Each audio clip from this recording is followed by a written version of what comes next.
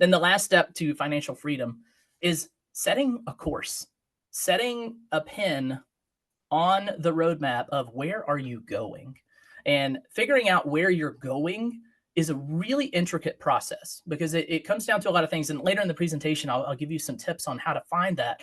But I did a really unique little study about 5 years ago on shooting an azimuth. Does anybody in the room know what an azimuth is? It's a navigation thing. So when I was in the military, I did a lot of land navigation trainings and events. And shooting an azimuth is you're standing in the woods, you hold your compass, and you find a place out in the distance. You look at your compass, it says 260, that's 260 degrees.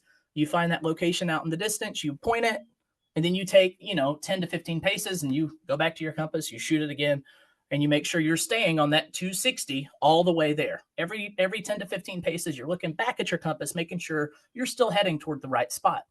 And when I did this exercise, I said, well, what if you started in San Francisco and you wanted to go to DC, Florida?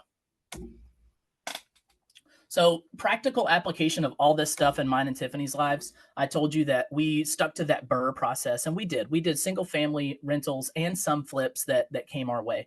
Now I know flips and single family rentals are a little different, but it was during a we're trying to offload houses in 2018, 19, and 20. And people were coming to Tiffany and I trying to get us to solve their problems. And I was a problem solver. I couldn't say no. And so, yes, we did flip a few.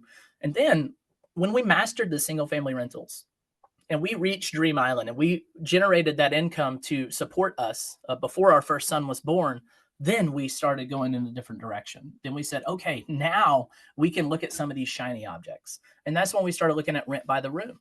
And then we bought 4 or 5 of those and felt like we were really good at that. But we were scared to, go out and knock on doors. We were scared to go out and, do mailers or bandit signs.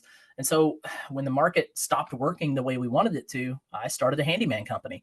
And I was really strategic about how I started this. It was a handyman company that focused solely for real estate agents on their ATAX. So when an agent got an amendment to address concerns, they would call me and my company would take care of the ATAX.